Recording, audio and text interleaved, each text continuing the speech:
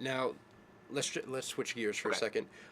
This is Beantown Shakedown, so it's not just the Boston Bruins show. Let's talk about everything that happened in the past week with the Red Sox. Oh my God! If I don't know what's worse, the Boston Red Sox front office or the Boston Bruins power play. Thank you, thank you.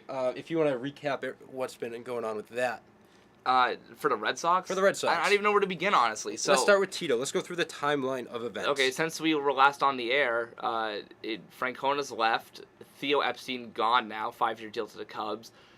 People drinking in the office, eating fried chicken, and just in the clubhouse and everything. It's just all these things that don't need to be coming out right now are coming out, and it's just because they had this epic collapse.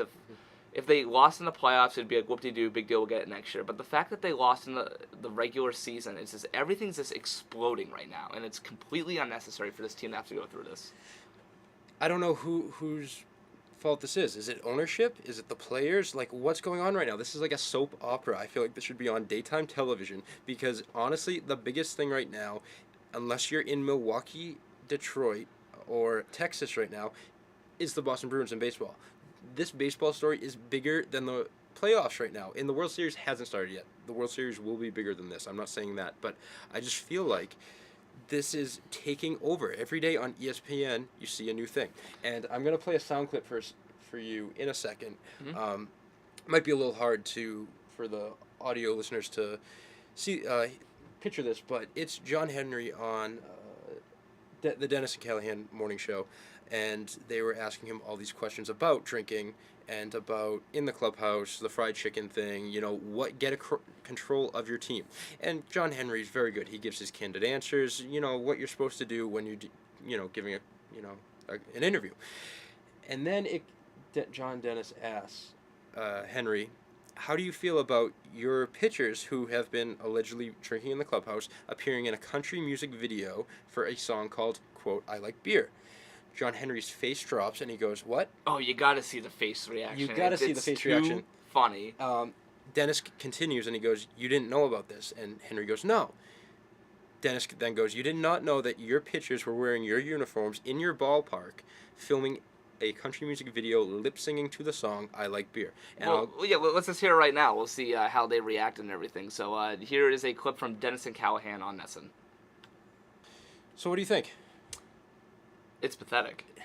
It has to be pathetic, and it's just because you're looking at two guys who won the Red Sox the World Series and broke the 86-year curse, and these guys who are responsible for it, and they don't even know that players are filming out inside your ballpark, like not even like in the clubhouse, on the field. John Henry, this is your ballpark, this is your stadium. What are you doing? I'm not saying you need to know every detail about the Red Sox. That's the manager's job. That's, to an extent, the general manager's job, which you need to find, by the way, now that Theo is gone. 5 years in Chicago.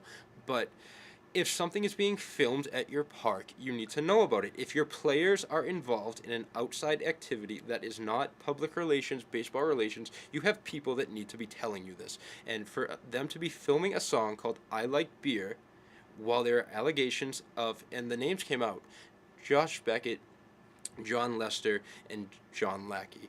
Were we really surprised that the Texans were drinking? I mean, like, it's kind of obvious at this point, if you ask me. But you need to get control of your guys. You need to get control back in this clubhouse, and you need to find someone. Mm-hmm. I definitely agree with that. But let's talk more about Theo Epstein, because I think this is probably the biggest story about the Red Sox right now, other than Jacoby Ellsbury getting comeback player of the year. Whoop-de-doo. Whoop-de-doo. So that's a gold star on the teacher's whiteboard in elementary school. When I told you that, you just gave me this look of, just stop talking. Like, why even mentioning this right now? Comeback player of the year. I told you, put a little gold star on him, and he could walk around Beantown and be all set. So it's okay that he plays 2 games next year and injures himself and then just sits out for the rest of the year? Is that what you expect from Ellsbury? No. You're wrong. Okay, so Theo Epstein, are you upset that he's gone? I am upset, but to a lesser extent. I feel that he has built this team to the point where we can go without him for the next 3 years. He is the type of guy that, this core is set for the next 3 to 7 years. How long is Adrian Gonzalez? Yeah, here? I said 6 to 7. 6 to 7. So I mean, give it 3 years. Guys like Euclid Pedroia, Lester start coming off the books. Then you're gonna have to be making deals. But I mean, the core of this team is set. You have your starting, maybe 6 to 7 that are in this for the long haul. Where you need to get creative are those role players, those Marco Scuderos, who's going to produce for you in that 7, 8, 9 spot. That's going to be productive and not just another out. And that's where Theo can kind of get a little creative where the next guy needs to. You need your Dustin Pedroia Jr., who kind of in 07, he was a rookie who people kind of thought that he would not be good, he'd be terrible, and then he proved everyone wrong. Him and Jacoby Ellsbury in the World Series, and those are your role players that you need for sure. My opinion about Theo Epstein, I'm not that upset. No, I mean a tad bit, not too much though. I mean, maybe more upset because of the way it happened. All this drama is coming out now. Tito's gone now. Theo's gone, and who's going to be next? What player's going to be next? So I'd rather have Francona than Epstein. As would I. Okay. I think he is he is one of the best Red Sox managers of all time. He will go down as that. I think he is one of the best in the league to this point. But then again, when you think about it, general managers, those are short lives in the world of baseball. They're short careers, short lives. You don't have many long ones, Joe Torre being one of the longest, but not Bobby Valentine. But Bobby Valentine is a guy I would like to come in to this team. Someone like him who can restore order. He's a kind of like an old school guy who I consider that would bring this Red Sox team back into shape.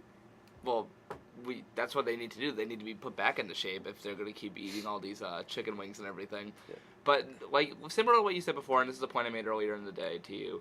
Now that Theo Epstein's gone, like whatever, you have your players. You got Crawford and Gonzalez for 7 years. Like, mission accomplished. Like, thank you. 2 World Series. Have a nice day. Like what I'd like to see the next general manager do is get a little creative with some of this not cap space, but these salary contracts that we have. Okay.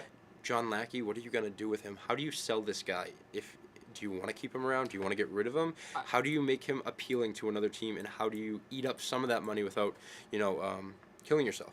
I think a lot of people are against John Lackey, but I say give him 1 more year. You say give him 1 more year. I say give him till next July. Give him half a year. Okay. And if at that point he's not working out, and you can find something, it's gonna be a salary dump pretty much. If you can get rid of him, I don't expect a player back for this. I expect that, player to be named later.